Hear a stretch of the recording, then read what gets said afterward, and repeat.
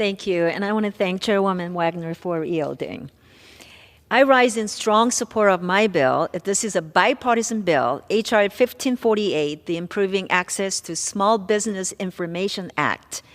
H.R. 1548 is very simple.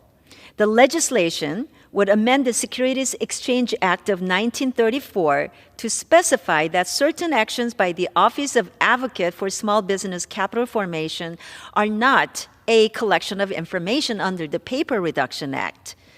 Currently, the office must adhere to a prolonged process to get approval from OMB on surveys that could help get better information on the capital formation challenges small businesses and their investors face on a daily basis.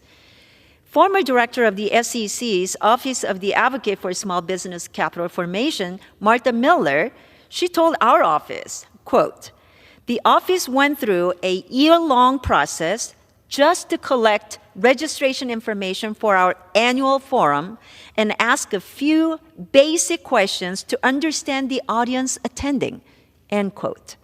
So, by the time her office got a response from OMB, the circumstances of the economy had changed, and some of the survey questions were outdated and did not serve their intended purpose.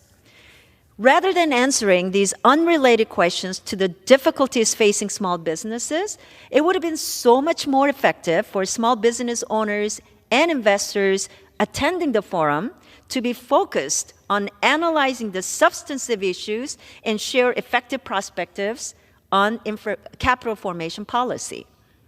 The SEC's Office of the Advocate for Small Business Capital Formation is the primary office that looks to advance the interest of the small businesses and their investors at the SEC and in the capital market.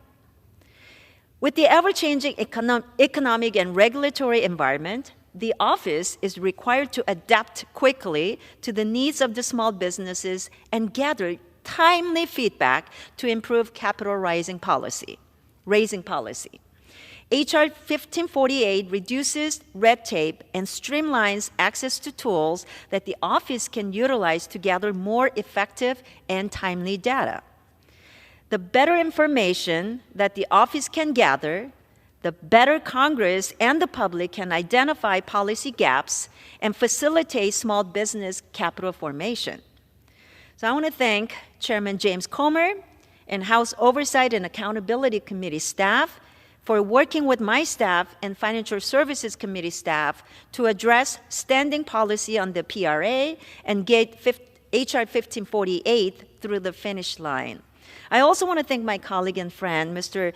Gottheimer of New Jersey, for co-leading this H.R. 1548, the Improving Access to Small Business Information Act, with me.